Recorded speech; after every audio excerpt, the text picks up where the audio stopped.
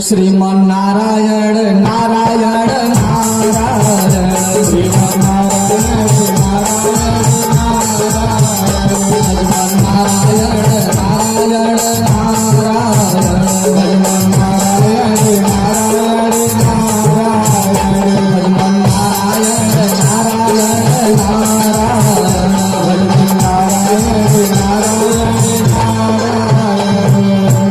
नारद जी महाराज सीधे कंस के दरबार में आ गए और नारद जी के बारे में मैंने बताया है कि देवताओं की सूचना प्रसारण मंत्री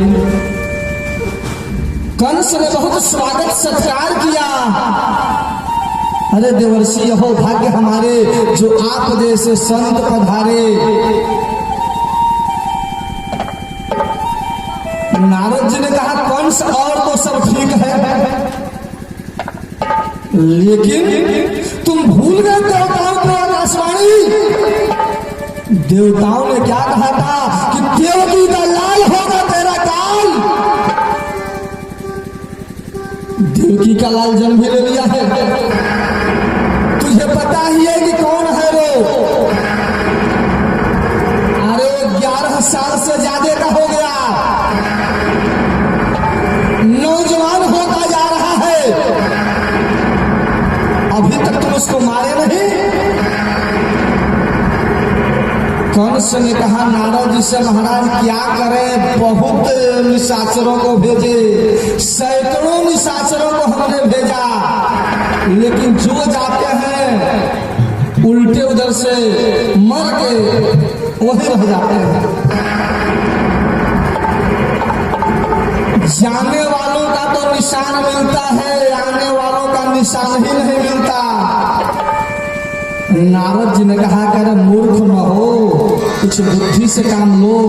क्या करे, आज तक तुमने एक एक करके निशाचरों को भेजा, ऐसा करो कि उसे खुद अपने राज्य में बुलाओ और यहाँ बुला करके अपने सारे निशाचरों को एक जगह एकत्रित करके और मार डालो। महाराज वो बात तो ठीक है, लेकिन वो यहाँ आएगा कैसे? मेरे बुलाने से कभी आ सकता है वो? जिसे चूहों की मीटिंग हुई कि बिल्ली बार बार चूहों को खा जा रही है, क्या करो?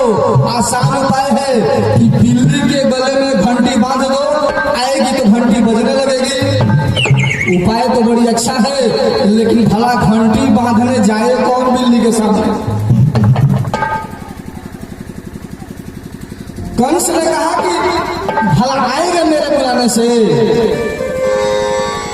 नारद जी ने कहा कि ध्यान दो, तुम्हें भगवान शिव के द्वारा प्राप्त एक धनुष है तुम्हारे पास, तुम एक धनुष यज्ञ करो अपने यहाँ और केवल उसी को मत बुलाओ, अगल बगल के जितने लोग हैं सभी लोगों को बुलाहट दो। और जब सभी लोग आएंगे तो हजारों लाखों की भीड़ में धोखे से मार देना। हाँ महाराज, ये तो उपाय अच्छी है, लेकिन किसके कहने से आएगा? अरे नहीं जानते हो, अक्रूर जी है ना, वो नंद बाबा के भाई लगते हैं, उनके कहने से आ जाएगा।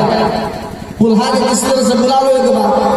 और नारद जी फिर उधर से चल दिए कि श्रीमन नारायण नारायण नारायण श्रीमन नारायण नारायण नारायण नारायण नारायण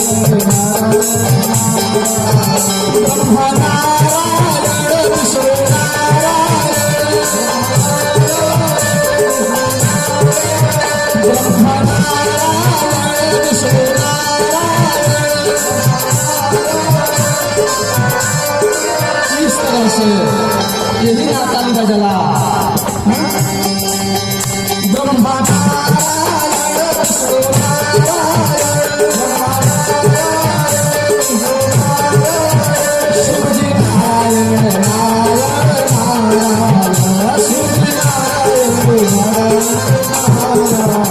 सब कुछ नारायण नारायण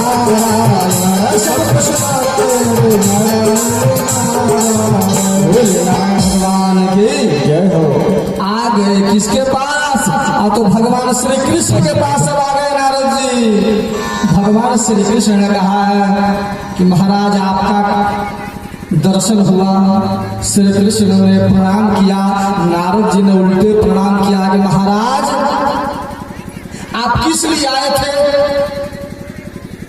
भूल गए क्या अपना लक्ष्य? अरे कंस का अत्याचार बढ़ रहा था, उस अत्याचार को मिटाने के लिए आप इस धराधाम पर आए थे।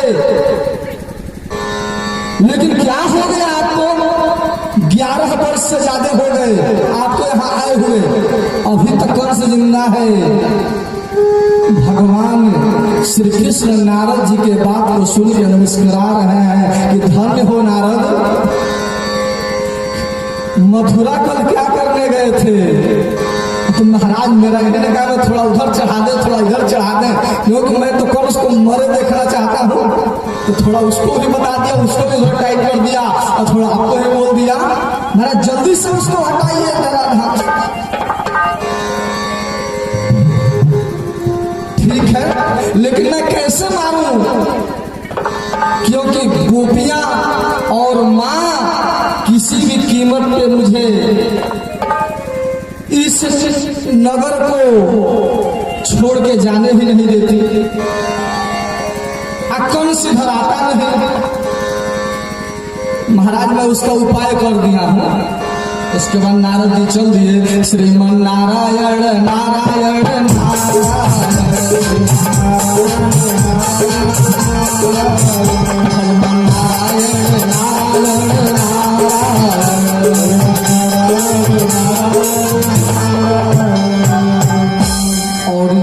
कंस ने अपने महामंत्रियों की सभा बुलाई और कहा कि 11 वर्ष 53 दिन हो गए, मेरा काल अभी तक जिंदा है। नारद जी ने बहुत अच्छा उपाय बताया है, उस पे अमल करो और ज्यादा समय मत लो, कल से ही धनुष यज्ञ प्रारंभ कर दो। और अक्रूर जी से कहा, अक्रूर जी आप वृंदावन चले जाइए और वहां से कृष्ण और बलराम को लेके आइएगा। अक्रूर जी ने मन में ही मन सोचा कि महाराज आपके यज्ञ से कृष्ण और बलराम को क्या मतलब है? अरे अक्रूर जितना कह रहा हूं उतना करो। तुम्हें नहीं पता है कि आकाशवाणी क्या हुई थी कि देवकी का 8वां लाल मेरा काल होगा और कृष्ण जी देवकी का 8वां लाल है। मुझे जल्दी से जल्दी समाप्त करना होगा उसको। अक्रूर जी जैसे ही इस बात को सुने, अक्रूर जी के आंखों में आंसू आ गए। लेकिन अक्रूर जी ने सोचा कि अभी यदि मैं इसका विरोध करूंगा तो अभी ये मुझे ही मार डालेगा। और यदि देवताओं ने सही में आकाशवाणी की है और यदि वो सही में देवताओं के द्वारा भेजे गए होंगे तो उनका ये बाल बांका नहीं कर सकता। अक्रूर जी रथ को सजाए और चल दिए वृंदावन की तरफ। लेकिन श्री कृष्ण की झांकी में अक्रूर जी महाराज इतने खो गए। अक्रूर जी ने सोचा कि आज के बाद संसार के लोग मेरे नाम पे थूकेंगे कि अरे अक्रूर तूने अपने जान बचाने के लिए 2 अबोध बालकों को भूखे शेर के जाके ले जाके फेंक दिया। मैं कैसा पापी कहलाऊंगा। लेकिन यदि मैं नहीं जाता हूं तो कंस मेरे पूरे परिवार को खत्म कर देगा। और सज्जनों, मथुरा से वृंदावन की दूरी मात्र 20 मिनट की है, लेकिन अक्रूर जी श्री कृष्ण के झांकी में इतने खो गए कि समाधि लग गई। घोड़े अब अपने पसंद से दौड़ रहे हैं, जहां हरी हरी घास मिलती घोड़े चल रहे हैं। अक्रूर जी को कोई ज्ञान नहीं है। सुबह से चले हैं, शाम हो गई, अब ख्याल आया करे मैं वृंदावन नहीं पहुंचा, मैं तो उल्टी दिशा में चल रहा हूं। रथ को पुनः वापस लौटाए और वृंदावन चले गए। नंद बाबा के दरबार में गए और नंद बाबा से अक्रूर जी ने कहा कि नंद बाबा, आतताई कंस ने कृष्ण और बलराम को अपनी सभा में बुलाया है। अब भगवान जाने कि वो इनके साथ क्या सलूक करेगा। नंद बाबा ने कहा कि अक्रूर, मुझे ले चलो, मैं चलता हूं, जितना धन चाहिए उतना धन दे दो कंस को, लेकिन मेरे बुढ़ापे के यही तो लाठी, यही कृष्ण और बलराम मेरी दो आंखें हैं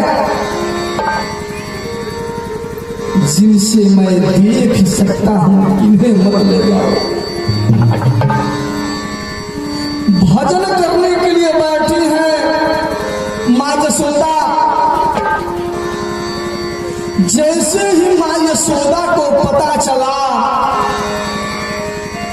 कि कंस का दूत अक्रूर आए हैं कृष्ण और बलराम को अपने राज्य में ले जाने के लिए, माला हाथ से छूट गई, चिंगाड़ मार के दहाड़ मार कर रोने लगी मां यशोदा कि जिस लड़के को मैं आज तक कुछ क्षण के लिए भी अपने आंखों से ओझल नहीं की हूं, उसे उस आतताई कंस के पास कैसे भेज सकती हूं। हरगिज मेरा बेटा नहीं जाएगा, नहीं जाने दूंगी मैं अपने कृष्ण और बलराम को। नंद बाबा से साफ शब्दों में कह दिया मां यशोदा ने कि अब कृष्ण और बलराम को नहीं जाने दे सकती। इधर जैसे ही गोपियों को पता चला कि कल सवेरे भगवान श्री कृष्ण वृंदावन को छोड़ करके मथुरा जाने वाले हैं, क्योंकि वहां का आतताई राजा कंस ने इनको बुलाया है, इसके लिए रथ भेज दिया है। हजारों गोपियां शोकमग्न हो गए। गायों ने भोजन करना बंद कर दिया। उस रात्रि में पूरे वृंदावन में किसी के घर में चूल्हा नहीं जला।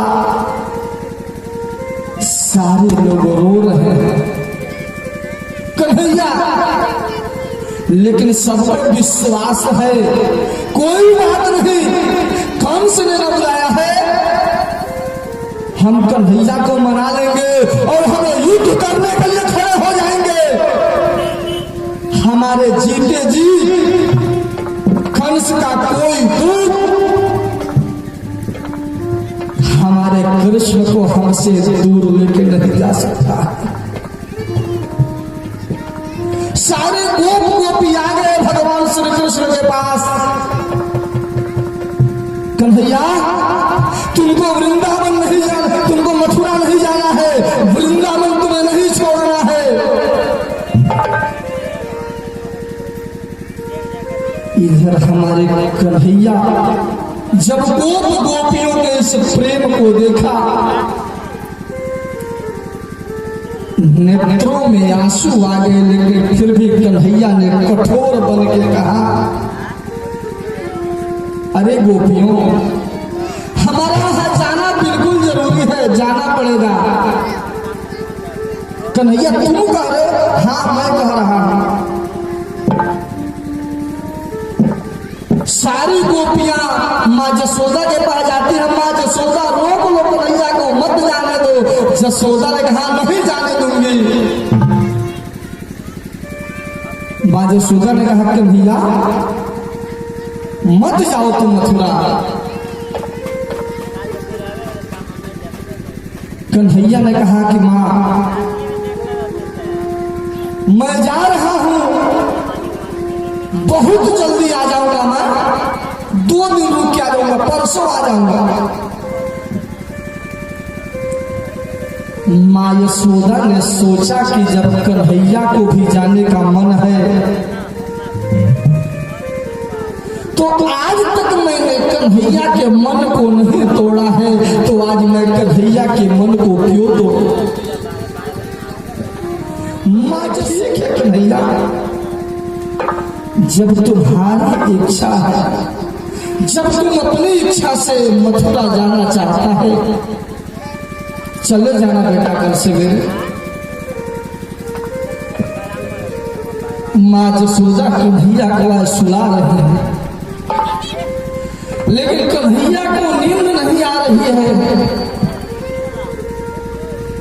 फिर कन्हैया ने जानबूझकर अपनी आंखों को बंद कर लिया। कुछ देर के बाद कन्हैया ने अपनी आंखों को खोला तो देखा कि बिस्तर पे माँ जसोदा नहीं है। कन्हैया ने सोचा कि माँ कहाँ है। तभी कन्हैया को हिचकियों की आवाज सुनाई दी कि कोई हिचकियां मार के रो रहा है। भगवान श्री कृष्ण जब पकड़ के कमरे में जाते हैं, देख रहे हैं कि माँ जसोदा हिचकियां मार के रो रही है।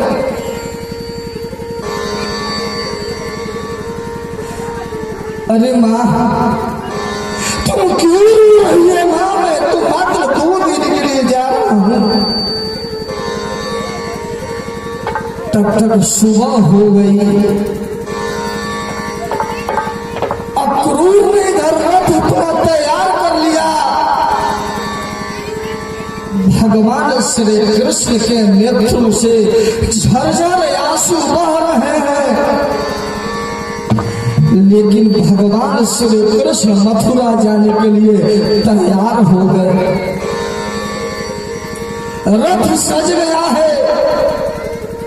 श्री कृष्ण मथुरा के मुख्य दरवाजे पे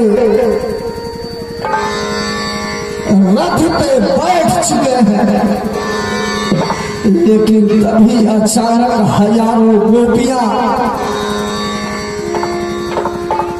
रथ के आगे आकर लेट गए कि भैया कुछ भी हो जाए तुझे हरगिज जाने नहीं दूंगी कन्हैया।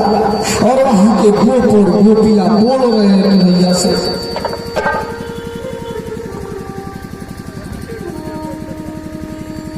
अब होई हमार बर्बादी तोहर याद बचिए नादी, छिड़के ले गई आजादी, सबके बोझा गई बालादी, मथुरा जाई के अक्रूर के साथ में जाके भुला गई बताओ, कहाँ मथुरा जाके भुला गई बताओ, कहाँ मथुरा जाके आई बताओ, कहाँ मथुरा जाके भुला गई बताओ।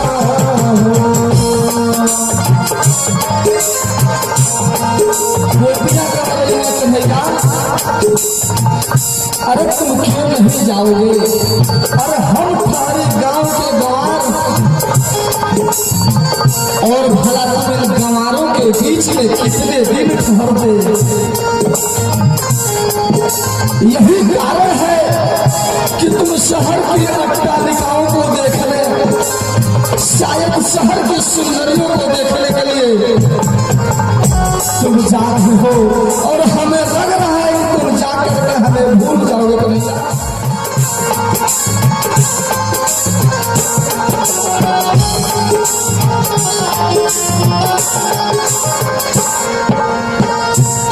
याद आई कान्हा तोहर घड़ी घड़ी नहीं के दियो याद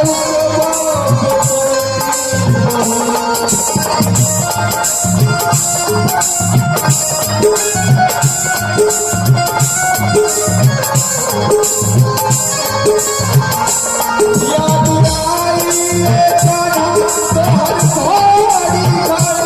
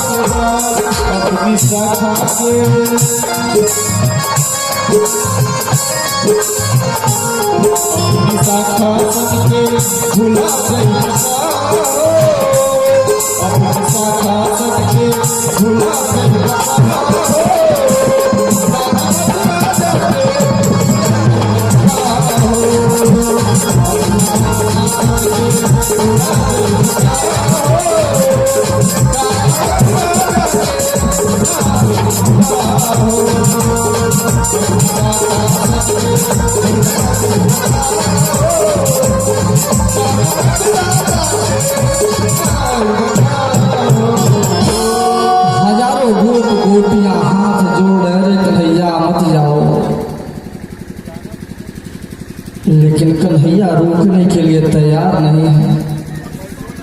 इधर माँ जसोदा माँ रोहिणी भी रो रही है। अब क्रूर जी ने सोचा कि रहस्य को आज मैं खोल ही दूं। दरवाजे पे रथ पे बैठे हुए हैं कृष्ण और बलराम। इधर अब क्रूर जी माँ जसोदा से बता दिए कि अरे जसोदा जी, आप जिनके लिए रो रही हैं ना, वो आपका बेटा नहीं है, वो देवकी का बेटा है। इतने ही दिन के लिए आपके यहाँ ही आया था। इस बात को जैसे ही माँ जसोदा ने सुना, माँ जसोदा वहीं से दौड़ आई, अरे करुणा रुको तो। क्योंकि माँ जसोदा कृष्ण को बनुआ के नाम से प्यार से कहती थी, अरे रुको तो बनुआ, आज मैं क्या सुन रही हूँ, तुम मेरा बेटा नहीं हो, तुम जसोदा के बेटा नहीं हो। जा बेटा, जब तुम मेरा बेटा ही नहीं हो तो मेरा कोई अधिकार ही नहीं है तुम्हें रोकने का। इस बात को जैसे श्री कृष्ण ने सुना, श्री कृष्ण माँ के चरण के रोने लगे। माँ, कौन कहता है मैं तेरा बेटा नहीं हूं?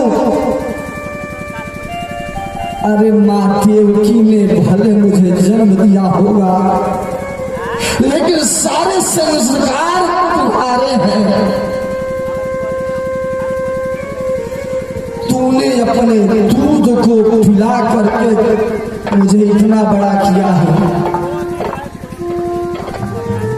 जितने लोग मुझे देवकी नंदन के नाम से नहीं जानेंगे, उससे ज्यादा लोग मुझे जसोदा नंदन के नाम से जानेंगे। माँ,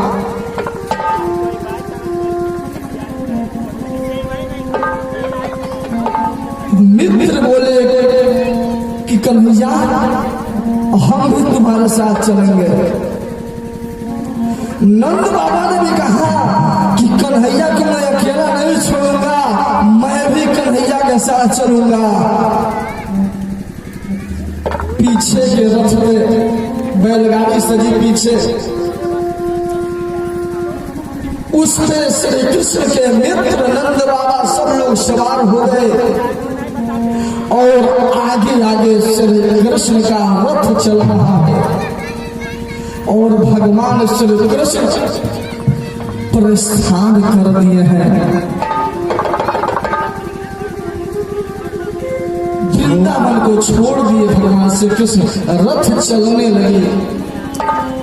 छोड़ी वृंदावन कुंज यमुना कुल, श्याम मथुरा चले, श्याम मथुरा चले। छोड़ी वृंदावन कुंज यमुना, श्याम मथुरा चले, श्याम मथुरा चले। सारे भूत गोपियां रो रहे हैं, श्री कृष्ण का रथ चल लिया है। धीरे धीरे अक्रूर की रथ को बढ़ा रहे हैं और अक्रूर जी के भी आंखों से झरझर आंसू बह रहा है।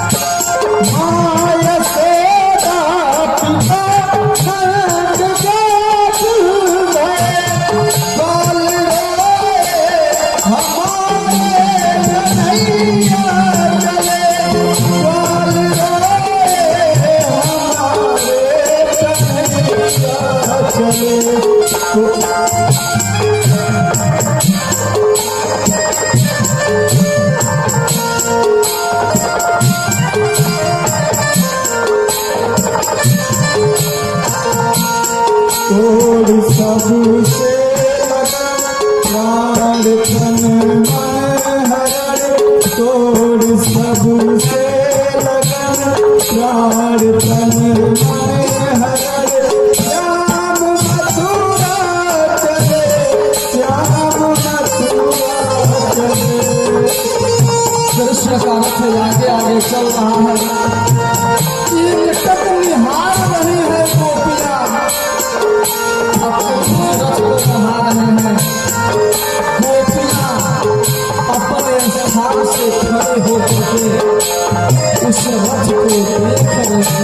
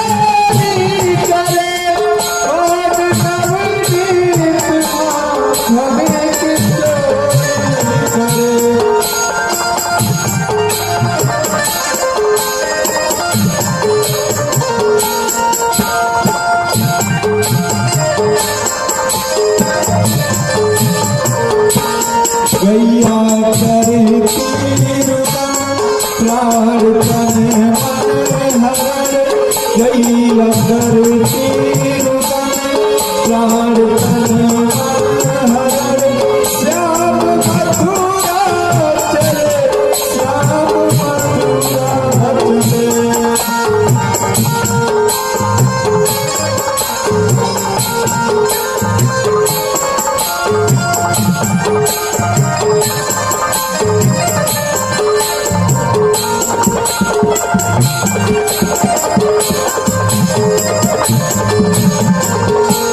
छोड़ वृंदावन कुंज यमुना पुरी, छोड़ वृंदावन श्याम यमुना पुरी, श्याम मथुरा चले, श्याम मथुरा चले, श्याम मथुरा चले, श्याम मथुरा चले।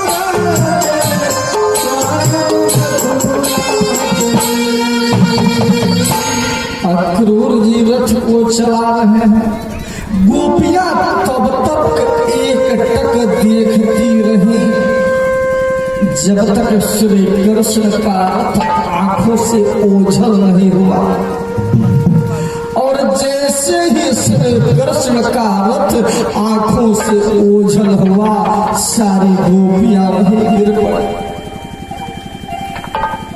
सारी गौएं उदास है। वृक्षों ने अपने पत्ते और अपने फूल गिरा गिरा करके अपनी चिंता व्यक्त करते हैं। अक्रूर जी भी उनके नेत्रों में आंसू भरे हैं। अक्रूर जी मन ही मन सोच रहे हैं कि कितना खुश होकर के दोनों बालक मेरे साथ जा रहे हैं। इन्हें क्या पता है कि मैं इन्हें भूखे शेर के आगे डालने जा रहा हूं। अरे कृष्ण और बलराम ये तो यही समझ रहा है कि मैं इन्हें मेला दिखाने ले जा रहा हूं। इन्हें क्या पता कि मैंने काल की गाल में डालने जा रहा हूं। रास्ते में एक तालाब दिखा। प्रातः का समय हो ही गया है। अक्रूर जी ने सोचा कि पहले मैंने स्नान कर लो। अक्रूर जी ने रथ को वहीं रोक दिया और स्नान करने के लिए तालाब के अंदर गए। और जैसे ही एक डुबकी मारते हैं, देखते हैं कि तालाब के अंदर श्री कृष्ण है। अरे रथ में बैठा के आया यहाँ, ऊपर देखते हुए रथ में भी बैठा है। फिर डुबकी मारते हैं, देखते हैं कि पानी के अंदर भी है, रथ पे भी है। वहां पर अब जाकर के अक्रूर जी के मन में जो निराशा थी वो दूर हो गई। अक्रूर जी ने भी भगवान के वास्तविक स्वरूप को देख लिया। बोलिए नारायण भगवान की जय हो। अब अक्रूर जी ने सोचा कि यह बालक कोई सामान्य बालक नहीं है, इसका बाल बांका नहीं कर सकता है।